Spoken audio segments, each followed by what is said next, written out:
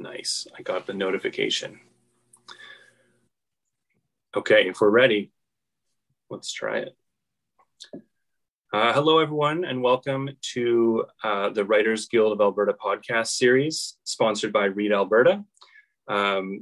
This is a conversation between two writers, myself, Michael Hingston, and Carissa Halton. We're going to be talking about research in all of its various facets. So we'll start off by introducing each other. Then we'll ask each other some questions about our respective research processes, and we'll each do a reading from a current work or a work in progress. So I'm going to introduce Carissa Halton, my co-panelist and co-host. Carissa Halton's essays have appeared in today's Parent, Alberta Views, Postmedia newspapers, as well as various anthologies, earning her a National and Alberta Magazine Award. Her debut book, Little Yellow House, Finding Community in a Changing Neighborhood, explores life, heartbreak, and resilience in Alberta Avenue, and was a finalist for the 2019 Edmonton Book Prize. Carissa is working on a novel. Hi, Carissa. Hi, Mike. Thanks for that. Well, I'm going to introduce Michael Hingston. He's a writer, publisher in Edmonton. He's the author of the books Let's Go Exploring and The Dilettantes, and co-author of Harnarayan Singh's memoir, One Game at a Time. Hingston's writing has appeared in Wired, in National Geographic, The Atlantic, and The Washington Post. He's also the co-founder of Hingston and Olson, publishing, makers of the short story, Hingston and Olson Publishing, makers of the short story Advent Calendar and other literary experiments. Hingston's new book is Try Not to Be Strange, The Curious History of the Kingdom of Redonda, which will be published by Biblioasis in September. It's awesome to be here with you, Mike. Yeah, this is gonna be fun. I'm excited we got paired up about research because, I'm sort of new to it. So like my current project sort of forced me to learn how to research in a way that I didn't really know how to do before. And I'm maybe my first question for you actually is about sort of your origins as a researcher, because research isn't sort of only for its own sake. We're as writers, we're researching specific things. So I just wanted to know, how did you get into research? Did you get forced into it by an idea that sort of made you have to go into an archive, or how did you get started in this area? Well, yeah, so for the most research intensive project that I've done is the most recent one I'm working on. My nonfiction work has mostly been, more memoir oriented. And so a lot of the research was just like living my life and being contemplative and, and maybe asking some questions, finding some sources. But this project came about when I was at this museum in my hometown. And I found just this little statement that talked about this communist council that had been in Blairmore, Alberta in the 1930s. And it had been the only communist council in all of North America. And then it kind of dissolved. The museum, this little short piece described, it dissolved because the mayor had hired a police chief who got caught in this blackmailing of the sex workers, Johns. So it was like basically the whole council dissolved. It was sort of the story was that basically they'd worked to blackmail these clients in this small town brothel. And, then the council fell, right? And so of course, there's sex, there's communism. And it was just like, I was so curious, like what happened? Like, how could that be? Who's the woman? Like, because they didn't name the brothel worker, the madame, they didn't name her. Who did they blackmail? They didn't say that. Did they blackmail the rich guys? Because that's really interesting. But, were they, so there's so many questions that I had, both about the council specifically, who actually created the civic holiday for the Russian Revolution. And when they came into power, they taxed all the pedigree dogs so that they could raise money. And of course, all the pedigree dogs are owned by mine managers. So there's the story, I guess, in terms of the research, this tiny little museum sort of piece really sparked just a million questions. And there was really no other way to write the book without doing research, right? Because it forced me to have to dive into the archives, dive into all sorts of things. And I know we'll talk about that. So I guess for me, I was completely cold. Like I went in like you, I guess, feeling quite quite new to it. I've gone to university. I knew how to do research in that way, but I never spent time in archives. So I didn't know how to get the archive, what I could ask an archivist. I didn't know whether I could email them. I didn't know if I could go into the back rooms. So there's so many questions that ultimately I had about research that just evolved through my own curiosity. I just forced myself to ask embarrassing questions and be open to them telling me, like, that's not your business, you can't have that information, or being a bit more persistent about it, right? So I guess I've learned over time also where to find things, and that's just mostly been to getting in touch with other researchers and other academics who are in the field of this specific area of interest I've gained. And those researchers, I think, like, especially the academic researchers, because most of the work I'm doing requires, or like has really lots of like kind of really nerdy researchers looking into into police, security over the last 100 years, these sorts of things. And I feel like each interview that I've had with these experts have like shown me other different little nuggets of research that are in all sorts of different places, either in the internet or in museums or in archives. And each of those things has sort of helped me uncover the next interesting fact. So it's kind of been a trail of crumbs for me, I guess I would say. So my question for you, I think, is like, it's a little bit about this line too, is like, what for you has come first, like the research or the story, this plot idea of the book? Yeah, I mean, it's definitely, the research came second or last, or wherever in the process would be. Like, I started as a fiction writer, and like you, a lot of my nonfiction was sort of like drawing from my own life, or you'd interview a living person and they would just tell you the answer. It was just interesting and rewarding, but like fairly straightforward. The book is, I'm still fine tuning my like short version of this, of describing what this book is. So my best attempt is, there is an island in the Caribbean that is completely empty. It's surrounded by like sheer cliffs. Humans have almost never been there, with like some minor exceptions. And yet for the last 150 years, a group of writers have all claimed to be the king of this island. So my book is the history of this semi-fictitious, mythical, whimsical, it's a joke, but is it really, story that has carried on for ever since 1860 and is very much contested and continues to this day. There are factions, there are various people who say that they're the king because the previous king said that they could be the king. The other thing about this story is that the writers often have nothing in common with one another. So aside from their sort of allegiance to the story, we've got like the title being handed down on people's deathbeds. We've got people signing blood pacts where they actually cut open their wrists and mix blood together. And the main way that the story sort of exists is there's a court. And so the king can name people to the court. And as a court member, a duke or a duchess or whatever your title is, you have to produce works about the kingdom. So all of that being said, this story is very strange, and even among the kings are very strange themselves. The title of the book is called Try Not to Be Strange, and none of them are able to do it. But the idea is that it's always sort of like a footnote in their biographies. Like, no one really knows what to make sense of these. Like, when they die, it's sort of like, do you even put it in the obituary, or is it just is it nonsense? And so the challenge for this was that most of it was not written down in like a reputable way. It existed in tabloid newspapers, privately published poems and pamphlets. When people would produce works about the kingdom, one of the kings commissioned his various dukes, and they were well-known poets. Like Dylan Thomas wrote poems about Redonda, but they were so little known that even Dylan Thomas's bibliographer did not know they existed. They don't appear in his bibliography or his early bibliographies. So just finding this material was actually incredibly difficult. A lot of it existed as like oral tradition, and I don't mean like a lofty version of that. I mean like in pubs. So when I got interested in this story, because it has shown up in a couple of sort of reputable places, I first read about it in a novel and found that it was real. It became this quest to find these like scraps, and these they're not exactly reliable, but they're all sort of fragments of the story. And so the book became trying to find and assemble hundreds of these little fragments. So it was, once I had this concept in my head of this kingdom, I really fell down the rabbit hole. And the book actually sort of has two parts. There's one part is the history of the kingdom over the last 150 years. And the second part is the sort of first person quest narrative, which is me learning about the kingdom.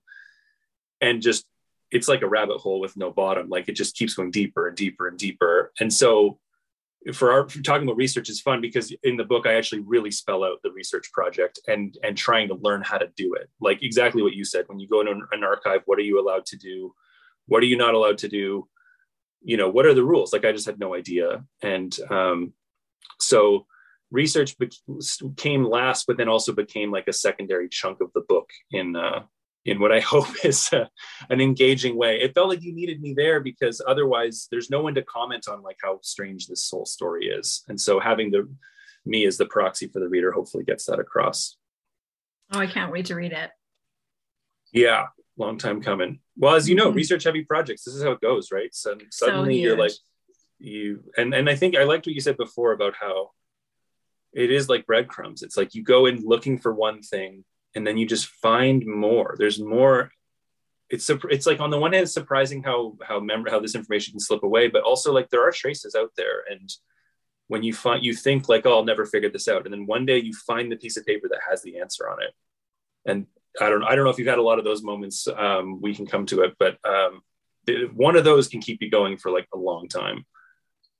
And then you almost have this pile of a massive pile of breadcrumbs, and you're like, holy hell, what should I do with them all? I mean, we'll get to that too, but it's an exciting place. It's the finding of it though is so exciting. I've always been I've loved secondhand stores all my life, and I feel like research feeds whatever it is in me that a secondhand store feeds. It's just like the hunt for the treasure, right? And if you just spend another couple more hours in this box, you know, maybe, I don't know, maybe I'll find who knows what nudie pictures. I mean, we found in the one museum, we found because one of the people I was researching was a photographer, and we found a bunch of naked pictures of women in wearing various coal miner paraphernalia.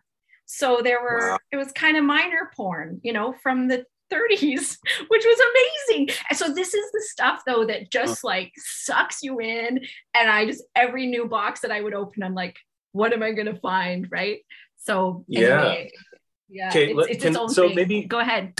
Just on that point, can you tell me about like your process? So when you see this plaque, and then like literally where did you end up looking for material, and how did you know where to look? Okay, I got to go back. So I'm thinking, I feel like I first started with this one master's thesis that this guy had done in 10 years before, well, in the kind of early aughts, and it was all about the Red Council, essentially. And so I started with this one master's thesis, which ultimately gave me all this. I mean, it gave me the names of the men who were part of the council. And then it gave me the name of the police chief, right? And then from there, I started kind of building out the picture. I really did start with the characters, I think, in my head, because I thought, okay, to figure out the story, I need to figure out who was there, because that's the easiest thing to search, really, is the name of a person, both in ancestry.ca and in newspapers.com.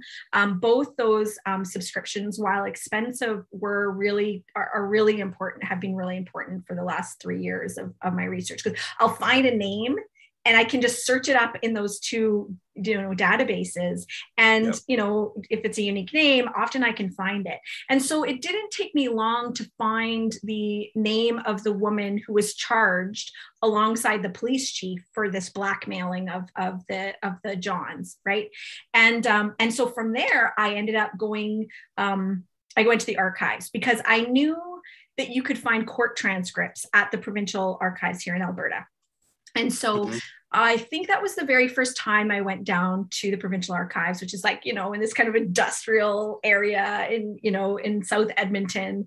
And oh my God, like if I could live there, I probably could, because you go in and it's so quiet. It's like it's like a library, again, lots of little drawers that you can find all sorts of treasures. You don't know what's in them. But of course, the archivist was really helpful in terms of, I said, this is who I'm looking for. There was a court case around this date.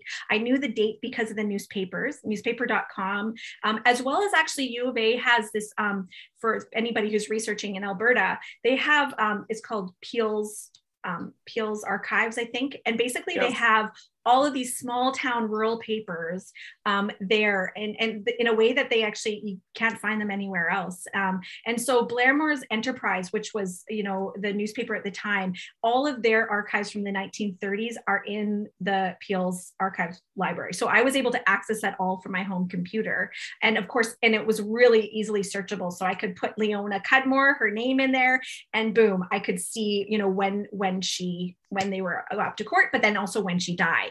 And so of course, all these things started unraveling, right? Because then she died, and she died just before the court case. So, but one of the most fun things, is I did get the transcript for this court case because they'd had a preliminary hearing. And of course, now I've also learned all these things I didn't know about the law, like the process of the law and the preliminary hearing, what's the difference between that and like the trial, and do you need a jury? Because of course, I'm trying to write and construct these scenes in the courtroom, right? Which was, very raucous. And at the time, many people in town thought that this was what they called it spite work. So they felt like that the police, they felt like the lawyers in the town, and they felt like the justice system, like with the judge who was, a known, guy who came in every week.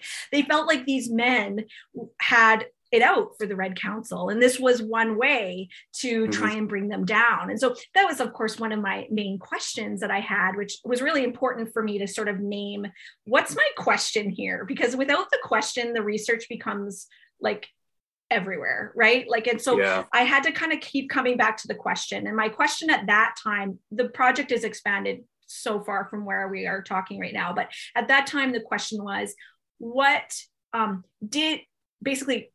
this spite work? Did the blackmailing actually happen? Did the sex act actually happen? Or was this something that was kind of cooked up in order to try and bring this? I mean, and let's remember the 1930s, at this time, we have most of the superpowers in the world who really think Hitler's actually probably a good thing for Germany.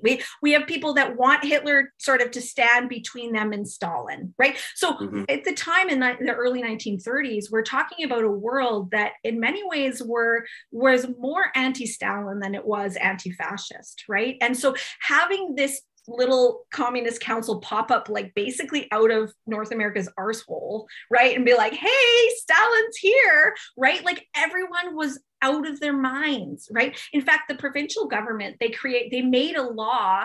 They had to go and change the Education Act in 1935 so that no more towns and school board councils could create civic holidays, because Blairmore did it. They created this Russian Revolution civic holiday. They replaced Armistice Day. Literally, they replaced the King's, celebration of Remembrance Day with the Russian Revolution, right? So it's a huge, big middle finger, right, to capitalism and to mine bosses everywhere. And so that central research question for me was really the thing that got me digging in to the court transcripts, which I ended up paying. I think it was the thing I paid the most money for. I paid about $120 for this, basically the whole file on this preliminary hearing. And so it gave me all sorts of douchey tidbits about oral sex of the time and the ways that they managed their diseases. The transcripts actually openly described the schedule of the sex workers, when they woke up, what they were eating. They were eating pancakes at like one in the afternoon, what they wore at 1 PM. So the transcripts I discovered, it just was actually chilling how much amazing detail was in those transcripts, and you got to get the personality of the people in a way that you don't get from any academic sort of book or paper. So that was sort of where I started and how I ended up squirreling into a bit deeper. But yeah, and I'm curious. I mean, you actually had to I'm assuming to travel to places, but maybe you didn't. So I'm curious about, this being a story about a very physical place. Where were all the different places that you spent time in search for, the stories and the color and the facts, of course, too? Yeah. So it's a funny story because there's sort of two ways to think of the kingdom. And then the book obviously sort of breaks this down a bit more, but there's the people who care about sort of the island as a place in the Caribbean.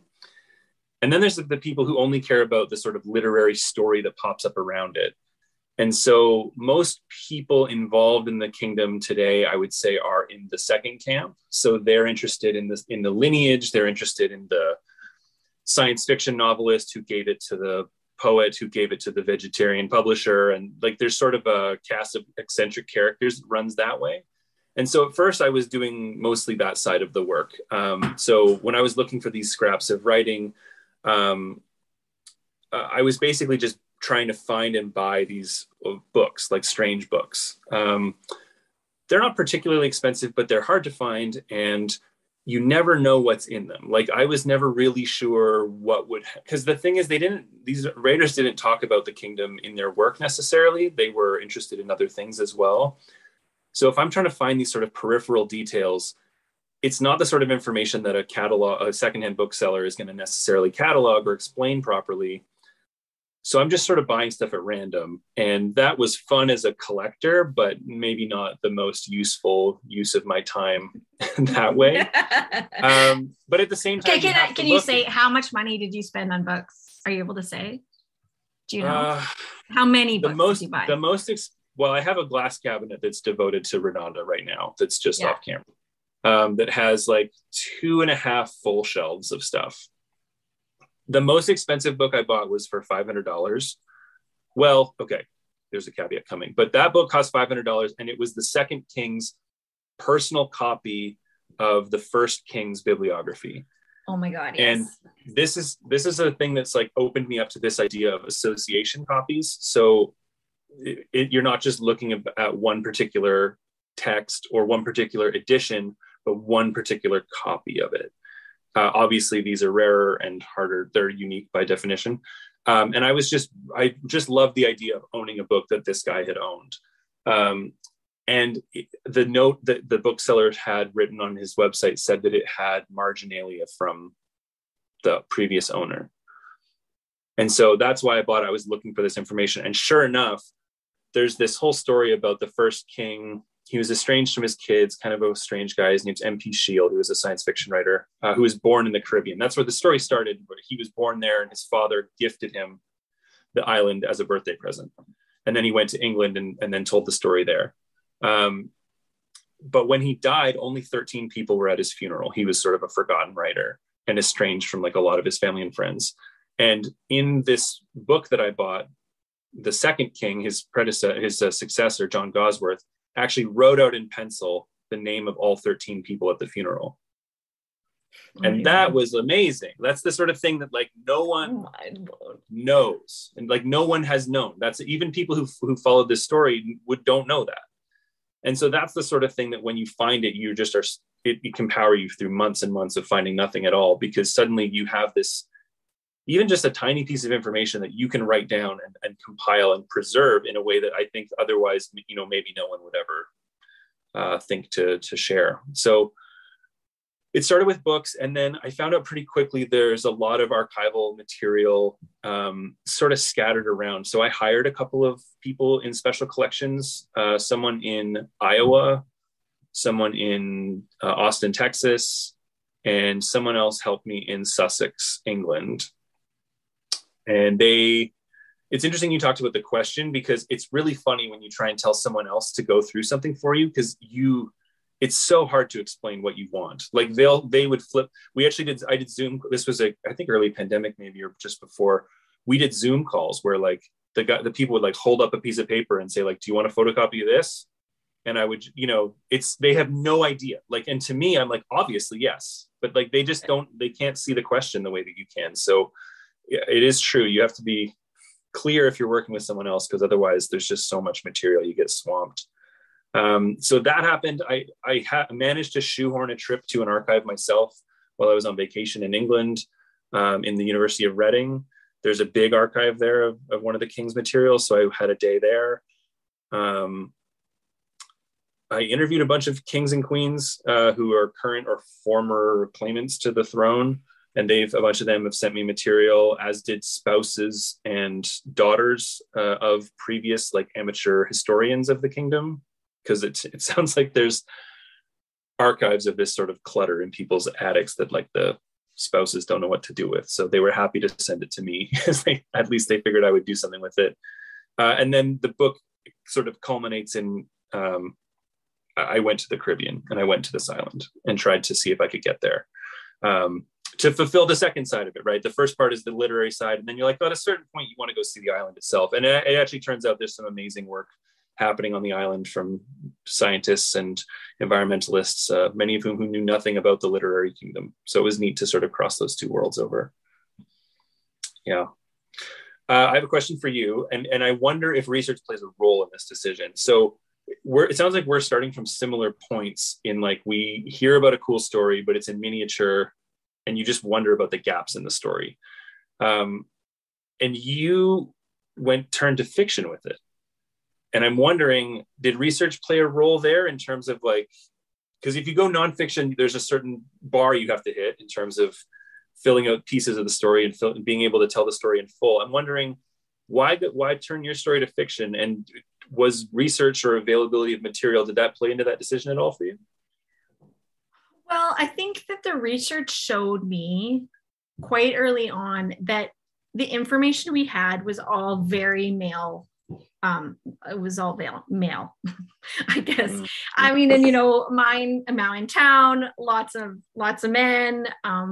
But there were these women that I ended up I made a friend who had worked in the Blairmore, in the Crow's Nest Pass Museum.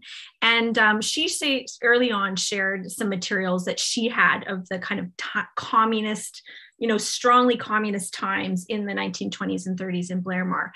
And there was this woman named Mary North that just really captured my imagination.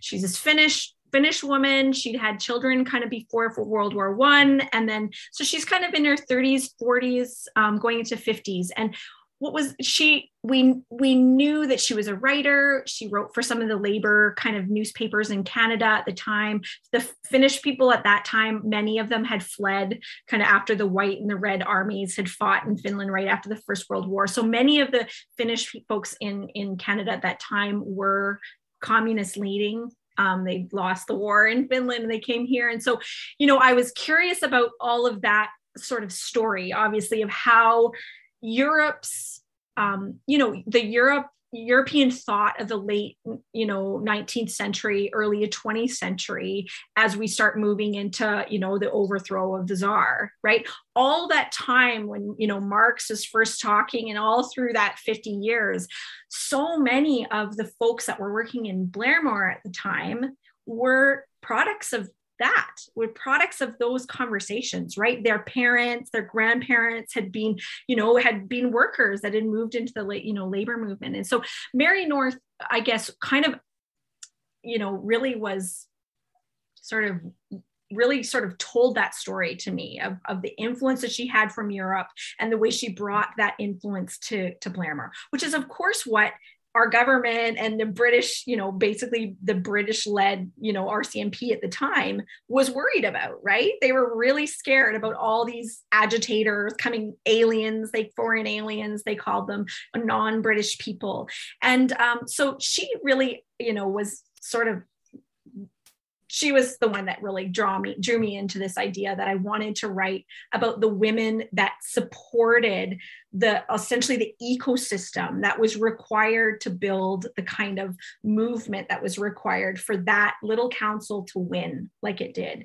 And we knew that I saw things like the women, they were the fundraisers. They were often the ones teaching the English classes so that the folks could actually communicate their, ideological sort of stories.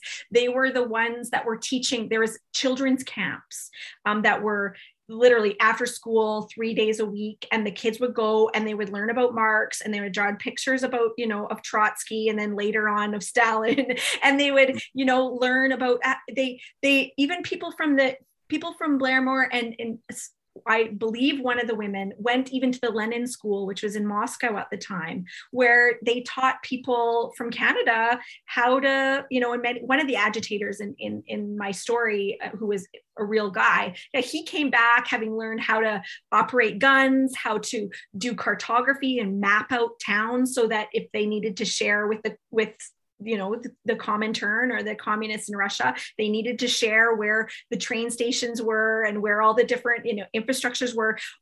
Those folks lived in Blairmore. They'd gone to the Lenin School. They were closely tied to Stalinist Russia, and Mary North particularly was. And so all that to say is that I realized that I couldn't tell a story about women really and do it with the material that was on record. And so it just came down to saying, this is the story I want to tell. And there's just not enough for me to actually pull it together a nonfiction book that really tells that story. And so this has allowed me to build a composite characters, two of the sex trade in the past, right? It's allowed me to build, because, for instance, and you talked about, books, right? And I actually found, and maybe you're not finding the same way because you're talking about you're dealing with writers, like professional writers, but like, for instance, there's this book called Madeline, and it's an autobiography. I've got a million different memoirs from mostly women that have self-published from that time. Madeline was a book by a sex worker that worked in the turn of the century, in the 20th century, right? And so I've kind of basically been able to construct who I learned Leona Cudmore was from the transcripts, which is very little. I've kind of been able then to take Madeline's book, who is anonymous. We actually don't know who she really was, and be able to take her story and tell her story in the context of Blairmore and not feel really too bad about it, right? Because right. I feel like they're both reflecting an experience that really was there, but it doesn't force me to have the kind of rigor that's required of a nonfiction writer to have these things line up with the timeline that I've got. So that's a very long answer to your question, but that's kind of how I got there, got to fiction. And yeah, no, it makes sense. And I mean, it's not to say that fiction means you have to change the rules, right? That's one of the freedoms of fiction, is you can sneak in as much truth as you want. And it's sort of it can be liberating in a way. Whereas nonfiction is so you're so beholden to the facts that you're scared about straying too far. Whereas in fiction, you can sort of float around. I have a whole section too. One of the other elements is the KKK and the rise of the far right wing in Alberta at the same time, and that was also driven by a lot of women. But again, you don't get the materials. And when I went to the museum, I got these basically stacks. It was probably 6 inches of secret RCMP files. The fellow that had written the master's thesis had FOI'd he'd FOI'd or whatever it is federally. He had gotten all sorts of materials from the RCMP archives, and they all say secret on the top. And I read all of them, but they mentioned women about 6 times, which is crazy. The women were teaching the children, the women were sewing the signs, the women were at the front of all the pickets. They literally were at the front because, that was their strategy. They figured the police wouldn't kill the women in the same way as they might kill the men. So in this way, it was just so clear that I needed some fiction. I mean, when it comes to your story, I mean, you never decided to go fiction, I guess, because you had so much material. Would you say that? Were you ever tempted? Well, not. I think the thing about the story is it's so murky, and so it's sort of intentionally hard to parse. Everyone involved speaks or affects this faux royal persona, so it's all very straight-faced, but so you're never really sure to what extent are any of these people serious about this. There have been pubs that have been tried to be set up as redundant consulates in the UK, but only to get around anti-smoking laws. So there's all these things of where the government is sort of called in to say, can you rule on this? Is this pub allowed to do this? And there's all this sort of gray area, right? So that's the fun of the story. And I thought what I could do that was useful. There's certainly fiction written about the kingdom, but it's usually by people who are already on the inside of it. And there's actually no shortage of people on the outside sort of forcibly trying to gain access to the inside. Mm-hmm. Not even from a coup necessarily, but just like they want to be one of the gang. And so I didn't want to do that. I also didn't want to sort of look like I was angling for a title by writing about it, which other people have tried to do as well. So I thought what I could offer was like an honest and sort of comprehensive attempt to not even debunk. I don't want to settle the question of what's real and what's fake. I think that's actually, that would be a bummer. If to rule on it, I think would be take a lot of fun out of it. So what I was trying to do is keep the spirit alive, but sort of annotate it and itemize the history of it. So what's your most memorable research discovery? Do you have one? Yeah, we had that we were talking about that ahead of time. And it's a great question because like we were talking about before, I think one good one can really like animate you for a long time. There was a question, it's in the book, so I don't want to like itemize it too or spell it out too clearly. But one of the things that people have thought about for the last 50 years is there was the second king of Redonda was a poet named John Gosworth. And he was very charismatic, but became an alcoholic quite young, and sort of his life sort of fell apart in a bunch of different ways. And as the king of Redonda, he realized at a certain point in his life that was the thing that had the most value in his life, because he was unable to publish poetry. He had sort of alienated a lot of people in his life. And so when he would like owe a lot of rent on his apartment, he would give the kingdom to his landlord in exchange for the rent, which is fine, but you can only do that once. The problem was John Gosworth did this like 3 or 4 times. He tried to, he sold it to a bartender to settle a bar tab. It actually was for sale on the front page of the Times, like the London Times. There was a front page ad that said, Caribbean Kingdom, call this phone number. And people did, lots of people did. So when he died, there was this huge controversy about like, well, which one of these things is the real document? And sometimes they weren't even documents. Sometimes it was like a handshake, but he did sign blood pacts. He did like write out these flowery sort of contracts. And I was trying to find, what does it say in his will? Because when he received the kingdom, the exact wording was he could only appoint a successor on his death. So this was always the question of like, well, what was his final request? He sold it at various times, but I was like, if I can find the will, then I'll know, well, I'll have at least a better clue of like where his final indication went. He wrote all these poems in the hospital where he addressed various people who came to visit him and called one of them like the king. And so there are all these clues. And so my quest, especially when I went to the University of Reading, was to find the will. And I didn't find it there, but I later ended up buying the entire Redondan archive of another king, which is now in a cabinet on the other side of me. This is amazing, Mike. I'm so inspired. Yeah, it's huge and unwieldy, and now it's mine. It can be unwieldy at my house. And the tease is that I found the will in that archive. Amazing. And so after like years of looking, it was suddenly just there. And like what a thrill it is. How about you? Tell me about one of your research discoveries. Oh man, I mean, there's just so many. Every day there's sort of something new. But one of the like wackiest ones is I went through all the different counselors I found, because of course you could find more information on men, and so I kind of started there. And so all the counselors of the Red Council, I looked for military records, and the mayor, who was the one that was kind of the most.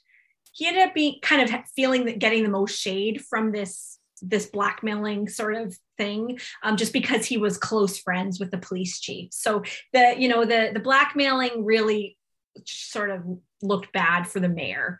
And it wasn't always clear why. But my guess is because, I mean, the mayor was both close to him, but then I found this. So I found out his army record, and I learned when he got syphilis. And he got syphilis really bad, like so bad that it was like about as bad as you could get syphilis and not die, right?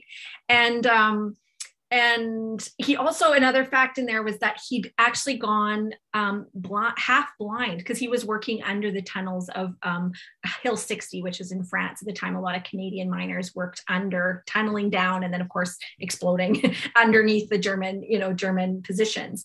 And Wow. so he'd actually gone, basically one eye was completely blind and the other eye was half blind. And so these two things gave me this, like, every time I read new things about the council, and as I read the council minutes, right, because they're all at the museum, so I read through all of their council minutes, and things started to make sense. For instance, when they first became the council, one of their very first bylaws was to actually require all the women in the brothel to get health checks every week.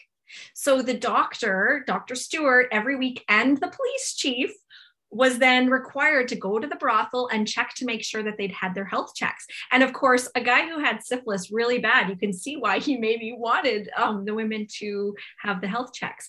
And I figured out where his wife had worked in the brothel at one time. So you just kind of end up learning new things about this guy that you never maybe should know, but that gave me a lot more of an idea of how connected he was to the brothel, and he was certainly somebody who would have used it and cared about the women to some extent, right? And so but also had some disabilities, which made some other elements in the council minutes make sense as well. So anyway, that was sort of just some total surprise. I didn't expect it, and it's memorable, well, only because it relates to sex. As well as relating to sex, I learned in the 1930s they used Lysol, and they were worried, of course, about passing the various diseases at the time that were out of control, and so they would actually smother, like they described in the court, they would smother Lysol, whatever body part was touching whatever body part, they would basically just like bleach themselves down. Made me, thankful for our times now and the various products we have that are not nearly as harsh as that. So wow. Anyway, I took that to a kind of a maybe dark place, but. No, that's amazing. And that sort of thing, like you said, it can sort of animate or like give a lot of extra context into other parts of someone's life. I love thinking about those historical documents where they all have a purpose, right? Like people aren't just writing comprehensive sketches of everyone they meet for no reason. So when you read a court record or a newspaper account, sometimes they will just skip past stuff that would have been obvious to people at the time or not necessary to what the point is. So you really have to you really need multiple ways into someone to really see their character in any sort of like complex way. That's fascinating. Well, in newspapers.com, I found really amazing. Like, for instance, the Leona Cudmore, who is the madame who was charged, she ended up being the aunt of one of his name was, now I'm going to forget it. But he was like, he killed his whole family except for he killed his whole family in Stettler, Alberta. And so anyway, they were connected to this family. And I found it through, newspapers.com, which also allowed me to find Leona Cudmore. She worked with her sister in the brothel, and while Leona had died, I ended up being able to find May's last name, and I was able to follow her all the way through her life. Again, like, and it's just these random little things. If you have a name, all the material that is at our fingertips now on the internet can really get us pretty far, before we have to go into purchasing transcripts or, diving deep into those primary sources that you're starting to find, right? Like, which are amazing and exciting, but also really, really expensive in terms of time and obviously money too, at the end of the day, once you add it all up. And I guess that, one of my questions for you was like, how have you funded your research? Do you have like a certain, just honeypot somewhere? Inheritance? Yeah, exactly.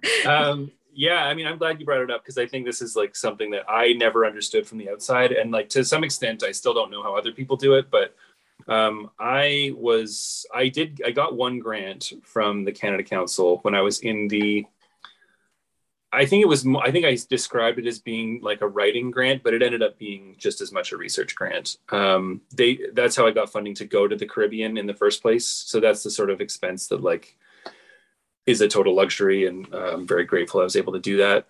The other stuff was all just out of pocket and sort of ad hoc. Like I was lucky that I was in the UK and Reading was not far from where I was staying.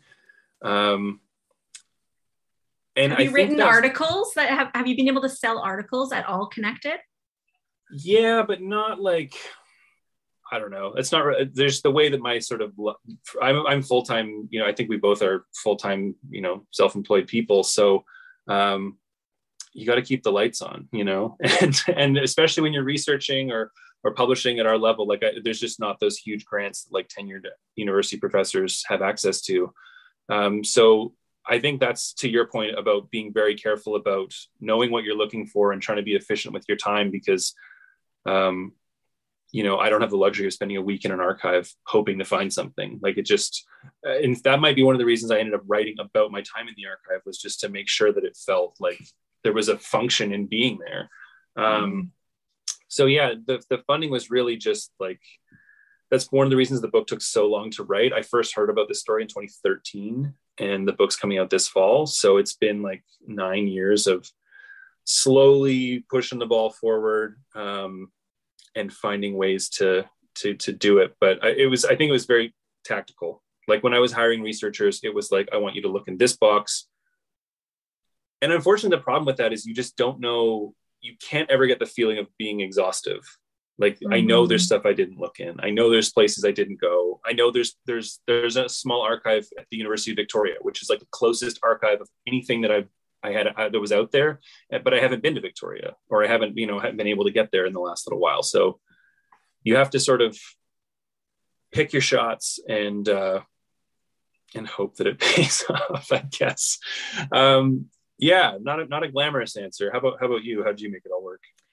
Yeah, I was similar. Like I got a grant from Access Copyright, like their Marion Heb grant is specific to research. So for writers who are writing, research projects, that is something there. But to your point, it's not like academic level grant. It's, in the under 10,000s, right? So, and then I guess one of my processes has been, I've gotten grants from some of the other granting agencies. So like Alberta, the Foundation of the Arts and Canada Council. And what I found in my process is that my writing and research have really intermingled. So like with the granting, agencies, they want you to tell them the phase, right? Well, I'm in draft 1, yes, draft yeah. 2 phase, I'm in the research phase, but I just found those are fair enough. We need them just to be able to label it. But I really have found the research phase is almost like this base note under everything else, right? And I just find every new draft, I've got more questions.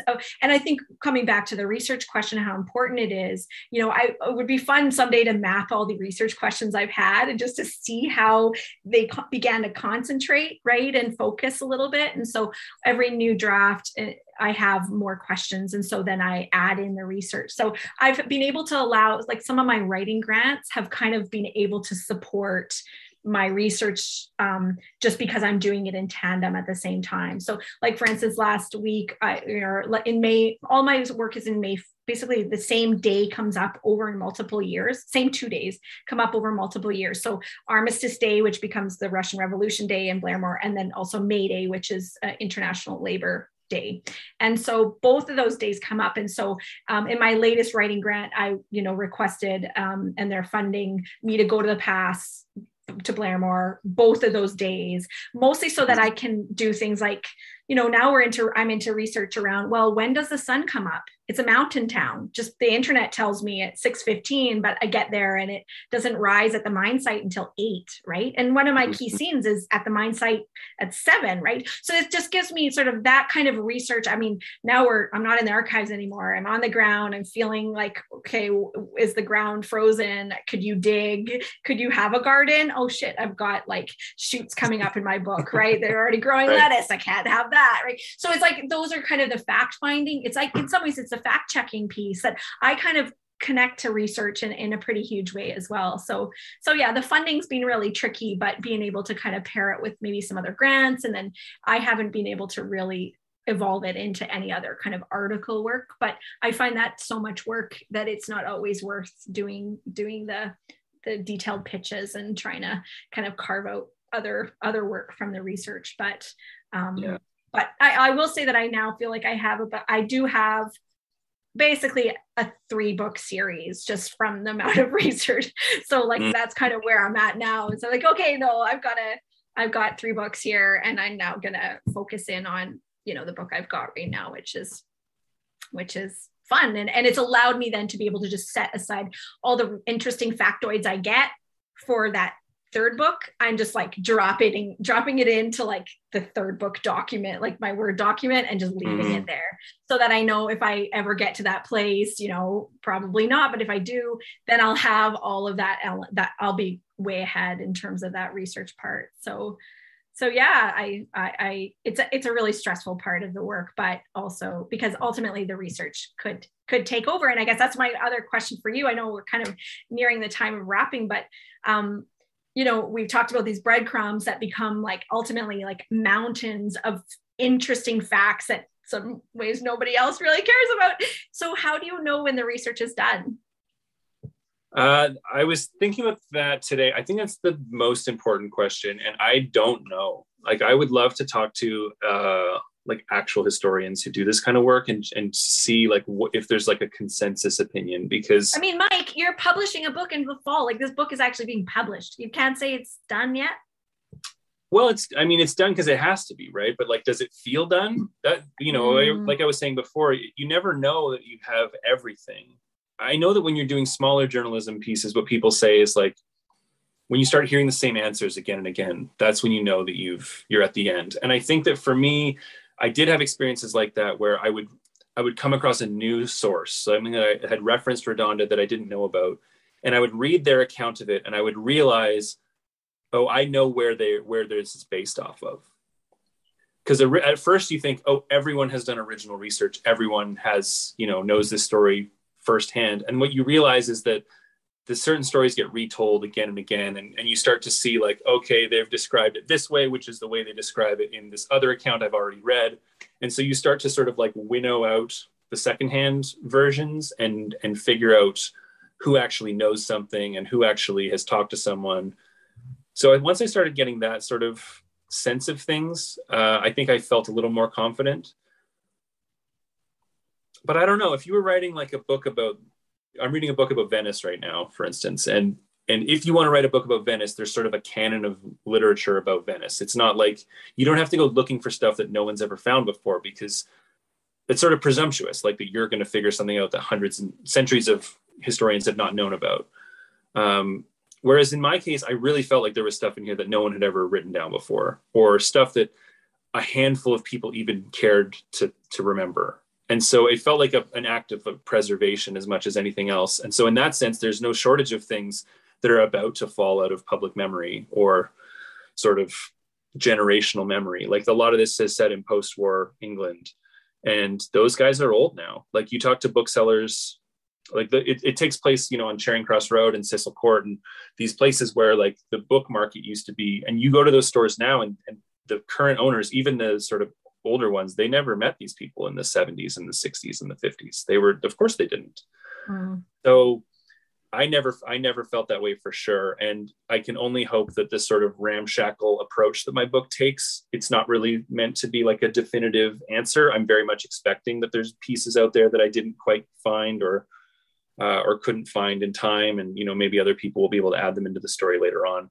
That it's a nice sort of communal historical project. So I'm certainly not expecting to be the last person to tackle this subject. If anything, I'm hoping to bring it to like the attention of more people, because the audience has steadily dwindled over the decades. What about you? Your novel is where are you at in your progress? So I'm in kind of draft. I'm moving into draft 3, so kind of a lot more fact checking and getting permissions. I use a lot of archival material in the book, I basically riffing off of the police reports, or I have this awesome little book called like the, you know, songs to fan the flames of discontent, you know, from 1923. Oh, wow. So I've got like, you know, and the police security bulletins. There's just like straight up like, so I've tried to like format everything very similarly to what the archival materials are. So I'm at that stage now where I'm needing to figure out like permissions and get a good sort of copy edit. So like the plot's pretty much there, and now I'm kind of into this stage of more really refinement and line by line stuff. But I mean, as I said, I took the research and I basically realized I have 3 books here. So all that material around the sex, like the brothel, all that is actually book three. So I mean, I haven't even gotten there. So like there's an endless amount of research. And I guess I hear you in saying like, really, you're working with a lot of primary sources and you don't have a lot of experts that are going to be reading this book going, oh yeah, that's not right. I mean, there will be the odd real literary nerd, right? Who's like, oh, well, I did my whole thesis on so-and-so and, he said nothing. But I'm really conscious and feel like actually quite anxious about the fact checking part, because there's a lot of people who've researched, the Comintern. There's lots of people that have researched, these sorts of global political movements. And in my book is just a microcosm of that massive global, movement that was happening in the 30s. So I feel really aware that, in the labor movement, of course, like lots of research is being done on that work, lots of researchers out there who do it. So, I think I was listening to a podcast by Ken Follett was talking about his process because his books often are they're historical and they often very, detailed. So he actually pays like essentially 10 beta readers or something like that who are specialists in the field of whatever his book is about, and they read it for that. They read it like fact checkers. And so I anticipate that will almost be my last phase of the research. Will be just handing it off to the experts and going like, I'm just a generalist here, I'm just a magpie picking up all this stuff, tell me what did I get wrong, right? Or what is at least sort of uncertain, or that I might need to kind of dig a little bit deeper for. So in my head, that's where the research will end, will be on the, voice of the experts, but maybe that just opens a Pandora box of really bonkers stuff. But so. Yeah, absolutely. Oh, that sounds fascinating. It's always nice to have more material than you know what to do with. Yeah. We're going to wrap up with a couple of short readings and then we'll close. So Carissa, did you want to go first? Sure. Okay, this is kind of, this is the first time this has seen the light of day again, folks. So there we go. Okay, so despite that it was almost Mayday, once the sun set, cold air sailed from the Rockies peaks and transformed Annie Jomler's breath to fine crystals.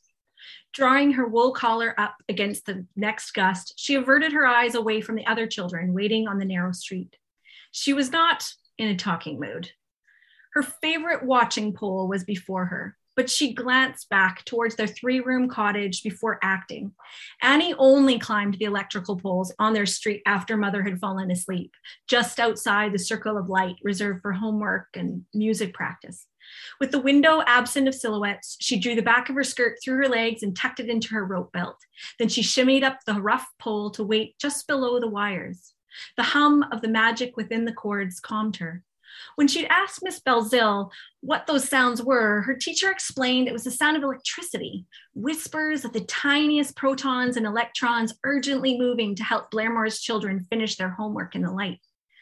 As she waited, Annie's body tingled with a similar frequency as the hum of the wire's electricity. It was with anticipation that she listened for the mine whistle. A single blast meant there was work for her father tomorrow. A single blast meant a shoulder of beef for Sunday lunch. 2 blasts, there's no work, meaning eating meager marrow bones again. Shifting towards the east on the pole, she gained shelter from the wind and settled on the repairman's pegs. Her ragged nails picked at a large splinter in the tar-soaked wood until the whistle began. 1. She froze, waiting for another breathy wail. 2 blasts meant her father better bugger off, or Mother would have him shoveling coal into the stove all day as she boiled her water for the mine boss's wash. A double blast also meant that Annie once again was the harbinger of bad news. Every second night lately, she was forced to expose her father's failure to provide the food for the table, the fuel for the stove, the security for rent. The less work at the mine, the more Annie felt it was she who brought the heaviness into their hearts and the emptiness into their bellies. On this night, there was no second blast. Down she scampered from the pole and towards the cottage, feeling light. To work tomorrow. Her announcement occupied her thoughts until another sound joined the whistling wind, a crashing from the direction of her grandparents' house across the street, then a shout from her Aunt Mary, her grandfather's raised voice, a slamming of their back porch. Annie changed course. Crossing the street, she ran up the freshly painted stairs of the cottage. Her father's father, mother, sister, and brothers lived jammed together like a pack of tailor-mades. As she reached for the knob, her Uncle Erno crashed like a racehorse from the house. She fell back, sat winded.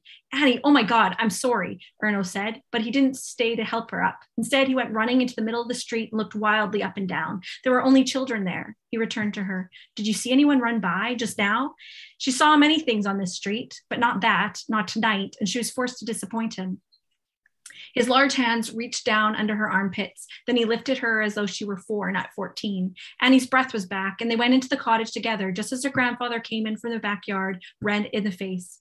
No one in the alley, he said. His Finnish mother tongue still wrestled with the English of his adopted home. Aunt Mary, tall and wide as Erno, kicked at the ground, and Annie's eyes widened at the glass that had blown inward from the small window over the kitchen sink. It lay in shards on the fir floor in a pattern spraying away from the red brick at the mess's center. Carefully, Mary plucked the cause of the trouble from the glass. It was half wrapped in yellowed newsprint and rough twine. Uncle Igor sat in his usual position on the Winnipeg couch, directly opposite the stove, stopped his rug hooking. He sighed deeply. Then his hands began working the rags, though his eyes remained fixed on the brick that Mary carried to the couch. Untying the bow, she unwrapped the paper on the quilted coverlet. It was an old copy of the Alberta Labor News, a paper her grandfather subscribed to, though this one was dated December 6, 1925. In thick smudged pencil, a headline was circled, "Clan, an enemy to the labor movement." Aunt Mary's eyes narrowed. Uncle Erno and her grandparents stepped forward. Their heads were round shadows against the paper.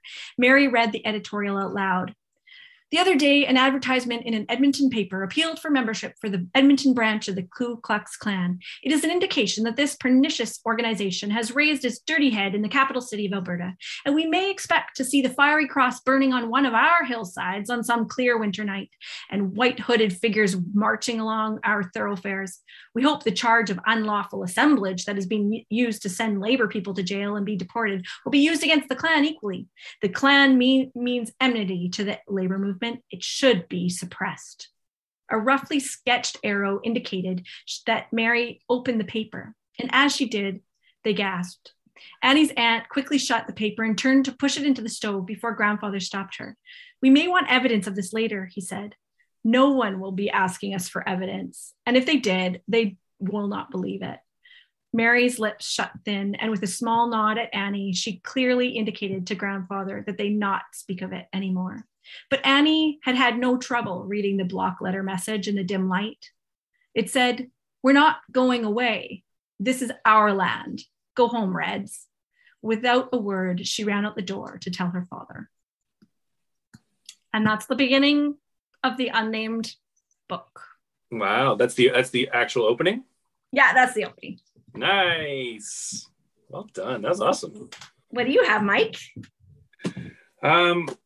This is from the book itself, Try Not to Be Strange, and I'm gonna read something from the research parallel story.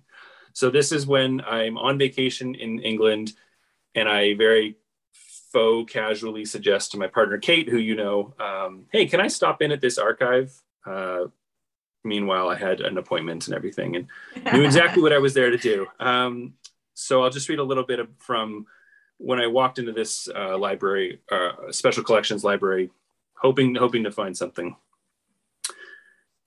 The doors in front of me unlocked with a click, and I walked down a twisting hallway that the library shares with the Museum of English Rural Life before reaching the special collections library and its information desk. "You must be here for the Gosworth material," the librarian said, gesturing over one shoulder when she saw my foreign driver's license. Behind her, on the left-hand side of a cluttered countertop, sat 3 large banker's boxes that visibly sagged with material. A 4th sat on a nearby plastic rolling cart. I signed in, checked my jacket and bag, and lugged the first box over with me to the far end of a communal research table. By this time, several other researchers were getting settled around me with their own books and documents. Every single one of them, I noticed, about Samuel Beckett. It turned out that the University of Reading was renowned for its Beckett material, which, at more than 7,000 items, was the largest such collection in the world. You couldn't really argue with that level of dedication to a Nobel Prize winner, but for a writer of Gosworth's meager profile, even the shelf space required for these 18 boxes of material suddenly sounded difficult to justify. How often, I wondered, were people really dropping by to look at the rough drafts of poems that, even in their finished state, almost nobody read? A nearby sign noted that the library closed at 5 p.m. As long as I could get through each box in about 25 minutes, I'd be done with time to spare. Besides, I wasn't here to futz around with every single piece of paper, only the ones related to Redonda. I lifted the lid off the first box and began pulling items out. The first thing I grabbed was a stack of finished books, including Gosworth's personal copy of his collected poems, for reading, revising, and annotating, according to a note on the title page, and it had been absolutely pummeled with use.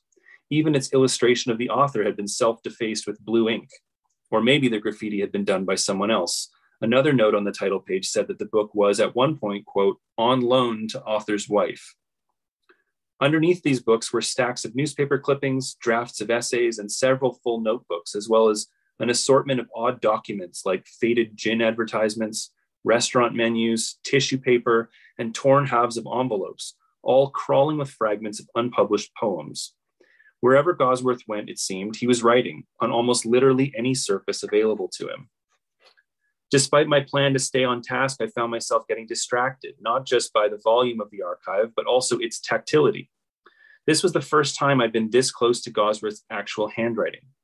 I hunched over the desk and raised page after page to my face to scrutinize the indents his pen left on the notebook paper, then let my eyes wander down to the corners, which were full of doodles, jotted down addresses and phone numbers, and banal notes that only Gosworth himself could have deciphered or cared to. The man had been dead for half a century, but everything inside the box still held a residual warmth, as if Gosworth had only just wandered away from his desk and was due to return at any moment. As I worked my way down to the bottom of the first box, I felt a jolt of voyeuristic giddiness. Being so close to another writer's raw materials was an addictive experience, and I wanted more of it. Every scrap of handwriting, no matter how banal, felt like being led a little further into Gosworth's private life. These were intimate, fragile documents that existed in one place and one place only. If you wanted to see them for yourself, you had to come to Reading. I thought I was making pretty good time too, but once I'd reassembled the box's contents and placed the lid back on top, I glanced at my phone and realized that more than an hour had already passed. According to my schedule, I was supposed to be well into box 3 by now. I made a silent prayer that the first box had been an outlier and that the next one would be less tightly packed, or else that it would contain some kind of system of organization that would allow me, at a glance, to zero in on the Redonda material. No such luck. There was a more obvious order to the papers and notebooks inside box number 2, but even figuring out what decade a particular piece was written in required study. Then there was the matter of determining what important actually meant for my purposes. A copy of his poetry book, Lyrics to Kingcup, with a lengthy note from Gosworth's mother written across the flyleaf, seemed unlikely to be useful, but I had to spend several minutes squinting at Gosworth's faded, penciled handwriting to be sure. Letters referencing Shiel, the first king of Redonda, seemed essential the first few times I found them, and progressively less so the dozens, if not hundreds of times afterwards. Several notebooks from the 1950s and 60s, meanwhile, contained poems with the telltale words Redonda or Juan in the title. But few of them seemed to contain any significance beyond the use of a familiar nickname. As time went on, I also grew frustrated with myself. As a first-time archive user, I could tell I was making rookie mistakes, stacking folders at random after removing them from boxes, and not taking thorough enough notes on those pieces I had already looked at. Research, it turned out, was a skill in its own right, and I did not possess it yet. Oh my God, you just described the archives and the crazy feeling and excitement and the anxiety too that's there, right? Like the anxiety of not getting it all and not writing it down enough. And I know we're in time, but Jason, can we just say, I want to ask one more question about ultimately, what have you learned around, you went into it feeling this sort of insecurity when it came to actually organizing your work, organizing this research, did you ever come to a system that ended up feeling good that people can kind of learn from? Or I don't know that I'd recommend it to anybody else. It's sort of, I don't even know if I would use it for like another project like this, to be honest. It sort of suited the needs of what this needed to be. I don't use like a software or anything for like organizing notes. So I just print out everything. I have a bunch of manila folders and I try to coordinate things as I go. I guess my only advice to people would be to go slowly, researching, and then I write slowly as well. I really try and make sure that everything it's like a digestion process. Like you need the material to sit for a while so that you can sift it and sort of know where it's supposed to go. But there are certainly like the anxiety nightmares you have in research are like, you wake up in the middle of the night and you remember a quote, but you don't know where it is and you don't know where you saw it. And that happened to me all the time doing this. So it was just a very careful, methodical, sometimes irritating process. But yeah, I work with paper. So I like spreading stuff out on the floor. I like having folders and categories where I can just flip through things. And I don't know if I think I might try something different next time, but for this project, for whatever reason, once you pick a system, you sort of have to stick with it too. So I think I accidentally picked a system without realizing it at first. Yeah. How about you? Any tips for the people? I think maybe I tended to use photos a lot. So I will take a photo, even if I'm looking at something on microfiche or, or paper in the archives, or, even screenshots on computer. So then I've got just a file that's like all the photos. And then I have basically a document that's part of my Scrivener document, which is my draft. And of course, Scrivener has, research files that you can use. And I haven't been really hardcore about the categories, but I have kind of logged interesting facts that I took pictures of, and I've kind of logged them with keywords I hope that eventually I'll use again, and then put like the date and time of the photo. So kind of the photos actually end up almost holding all the material. And then I've kind of got this shorthand sort of document that is searchable, because I was worried about paper just not being searchable, like not being able to take your point about the quote. I think that's worked okay, and it's a bit clunky going into my photos and having to search back to July, 2019 or whatever. But it has made me feel a bit more relief in the archives that I don't have to photocopy it all, that I kind of got it at least in digital copy. It's not for publication obviously either, so that's another benefit. But anyway, well, it's been so awesome to talk to you, Mike. I've learned things and I can't wait to read your book. Where can you find it? Where can you buy it, and when? It will be published on September 13th, I believe, of this year by Biblioasis. So it'll be available at fine bookshops all across North America. And thanks to Read Alberta for sponsoring this Author Talks. And Jason, thanks for coordinating at WGA. I don't know if he's mic'd up.